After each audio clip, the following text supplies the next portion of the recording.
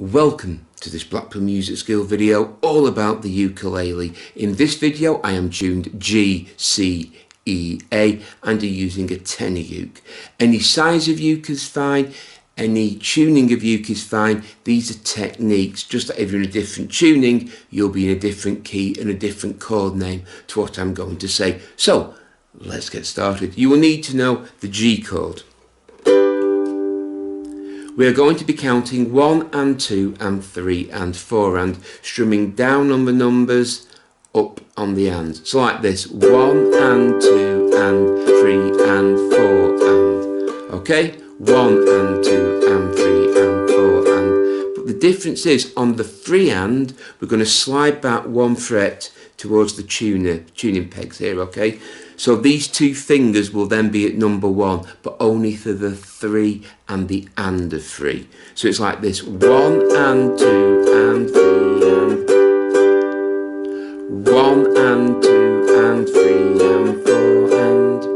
So again, G on the 1 and 2 and, slide those fingers back, 3 and, back to the G's original position, 4 and, 1 and 2 and 3 and 4 and, 1 and 2 and 3 and 4 and, 1 and 2 and 3 and 4 and.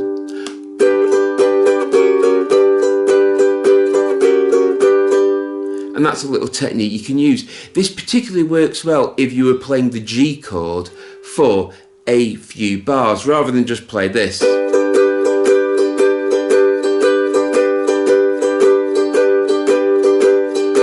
Yeah, it doesn't sound great, but this just creates a bit of movement. 1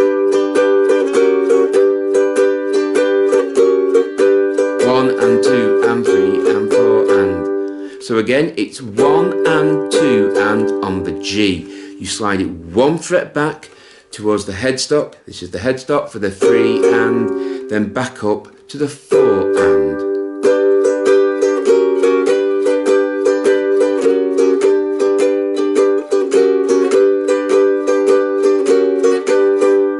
Okay, that's on a G chord. To make this work well, you really need to be fretting 2 strings when you move it back 1. You can do it on a C chord, 1 and 2 and.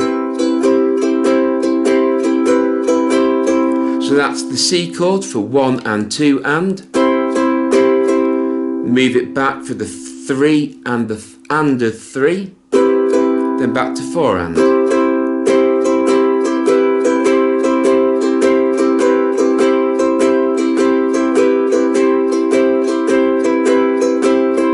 You can do it on an E7.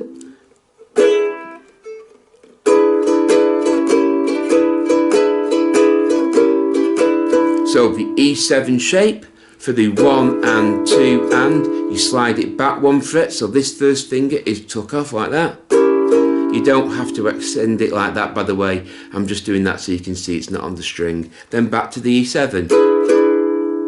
So 1 and 2 and 3 and 4 and, 1 and 2 and 3 and 4 and, 1 and 2 and 3 and 4 and. So you can see this technique can be used on any chord. As long as you've got, really it works best with a couple of strings fretted when you move back.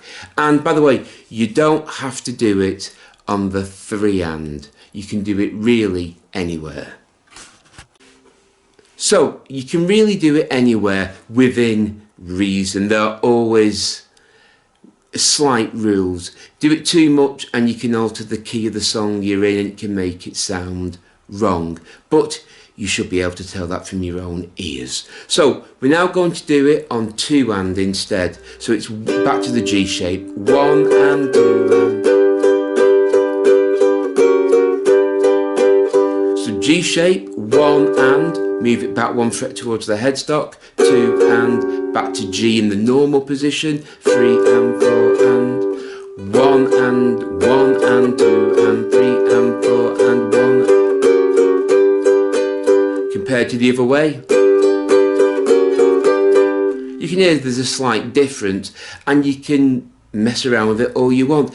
I use this specifically when I'm playing one chord for a few bars because it can sound monotonous. That just creates a bit of movement in the music to stop it being boring, and you can probably use it in 99% of music. There are a few exceptions where it may not work, but certainly in pop, rock, country, blues songs and jazz songs and stuff like that, it will. So I hope you found this video useful.